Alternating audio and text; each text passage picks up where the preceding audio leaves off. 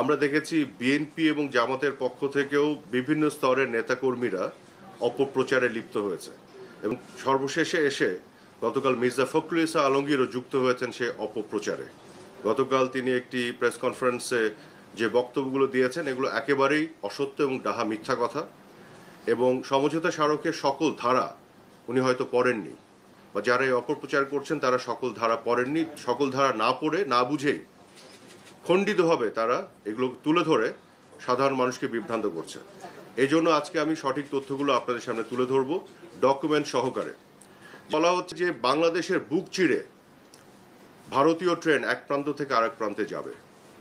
বুক চিরে যাওয়ার যে বিষয়টি, কিন্তু এই সমঝোতা স্মারকে এটিও বলা আছে যে ভারতের মধ্য দিয়েও বাংলাদেশের ট্রেন নেপাল এবং ভুটানে যাবে, এই সমঝোতা স্মারকে বলা আছে। এবং নেপাল এবং ভুটান থেকে বাংলাদেশের ট্রেন বা তাদের ট্রেন ভারতের মধ্য দিয়ে বাংলাদেশে এসে মংলা পোর্ট বা চিটাগং পোর্ট ব্যবহার করবে। তারা কিন্তু এখন কলকাতা পোর্ট ব্যবহার করে, অর্থাৎ আমাদের পোর্টগুলোকে আমরা লাভজনক করব। তাহলে কি আপনি বলবেন যে ভারতের নতজানু পররাষ্ট্রনীতি হয়ে গেল? তারা তাদের কলকাতা পোর্টকে বঞ্চিত করে বাংলাদেশের পোর্টকে লাভজনক করে দিচ্ছে। বিষয়টি কিন্তু আসলে আঞ্চলিক সহযোগিতার বিষয়, রিজিওনাল কানেক্টিভিটির বিষয়। তো এই বিষয়গুলো না বুঝে এই অসত্য কথাগুলি বলা হচ্ছে। তাহলে আরেকটি জিনিস দেখেন কিভাবে তারা হাইড করে গেছে। এটা একটা বিশাল অর্জন আছে আমাদের এই সমঝোতা স্মারকে। আপনারা দেখবেন যে নেপাল থেকে ভারতের মধ্য দিয়ে ভারতের যে গ্রিড লাইন, সেই গ্রিডের ট্রান্সমিশন লাইন দিয়ে আমরা নেপাল থেকে 40 মেগাওয়াট বিদ্যুৎ আমদানি করব, এবং যখন আমাদের শীত মৌসুমে বিদ্যুতের চাহিদা দেশে কম থাকবে, অতিরিক্ত প্রডিউস করতে পারবো, আমরা রফতানিও করতে পারবো। তাহলে কি আপনি বলবেন যে ভারতের বুক চিরে বাংলাদেশ নেপাল থেকে বিদ্যুৎ আনবে এবং বিদ্যুৎ রফতানি করবে? এখানে তো পুরোটাই আমরা লাভবান হব।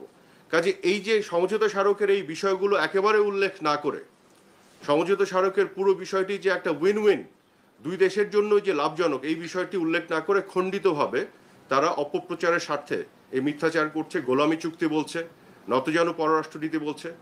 এবং আরেকটি বিষয় আপনারা খেয়াল করে দেখেছেন যে মির্জা ফখরুল ইসলাম আলমগীর ওই কথা বলেছেন এবং অনেক অপপ্রচারকারী এটি বলছে যে আমাদের নাকি নিরাপত্তার ঝুঁকির মধ্যে পড়ে যাব আমরা। কিভাবে? যে ভারত যে ট্রেন নিয়ে যাবে বাংলাদেশের ভিতর দিয়ে, সেখানে তারা আর্মি এবং মিলিটারি সামরিক অস্ত্রশস্ত্র নিয়ে যেতে পারে, তাতে জিও পলিটিক্যাল একটা ক্রাইসিস তৈরি হতে পারে। অথচ আপনাদেরকে আমি আজকে দেখাই যে এই সমঝোতা স্মারকেই 3 নম্বর পয়েন্টে পরিষ্কার বলা আছে, 3 নম্বর পয়েন্টে, এটা আপনাকে দিয়ে দিব। এখানে কি বলা আছে? এখানে বলা আছে যে গুডস উইদাউট রেড ট্রাফিক, মানে রেড ট্রাফিকের সংজ্ঞা দেওয়া আছে, dangerous and offensive goods including arms, ammunitions and explosives. অর্থাৎ আর্মস, অ্যামিউনেশন অ্যান্ড এক্সপ্লোসিভস এগুলো নেওয়া যাবে না, এই সমঝোতা স্মারকেই পরিষ্কারভাবে বলা আছে। তাহলে এটা কোথায় পেলেন তারা? কল্পিতভাবে একটা উস্কানিমূলক একটা পরিবেশ তৈরি করছেন যেখান থেকে আর্মস নিয়ে যাবে। সমঝোতা স্মারকে তো এটা নিষেধ করা আছে।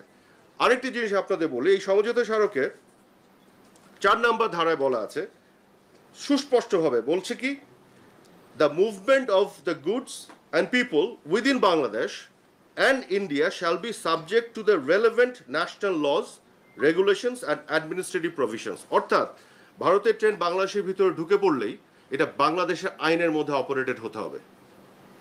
একইভাবে বাংলাদেশের ট্রেন যখন ভারতের ভিতরে ঢুকে নেপাল বা ভুটানে যাবে, সেটা ভারতের আইনের মধ্যে অপারেটেড হবে। অর্থাৎ আমরা কিন্তু আমাদের আইনের মধ্যে এটাকে অপারেশনের বাইরে যাওয়ার কোনো সুযোগ নেই।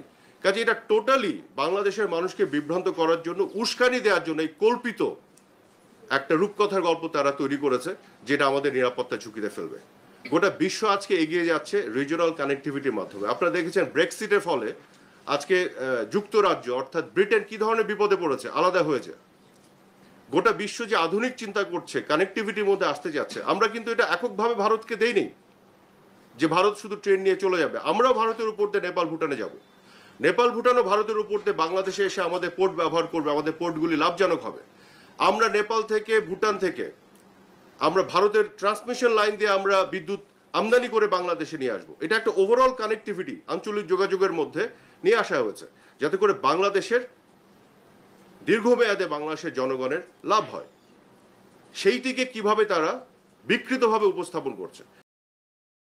বস্তুত এই সকল সমঝোতা চুক্তির মাধ্যমে শেখ হাসিনা বাংলাদেশকে আঞ্চলিক ভূ রাজনীতিতে নিরাপত্তা কৌশলগত বাফার স্টেট হিসেবে ভারতকে ব্যবহারের সুযোগ করে দিতে চায় জাতীয়তাবাদী দল বিএনপির অবস্থান। কিন্তু সড়ক পথ, নৌপথ ও রেলপথ যেভাবেই কানেক্টিভিটি বাড়ানো হোক না কেন, তাতে জাতীয় স্বার্থকে বিবেচনা করতে হবে সর্বাগ্রে। কোনোভাবেই সার্বভৌমত্বের সাথে কম্প্রোমাইজ করা যাবে না।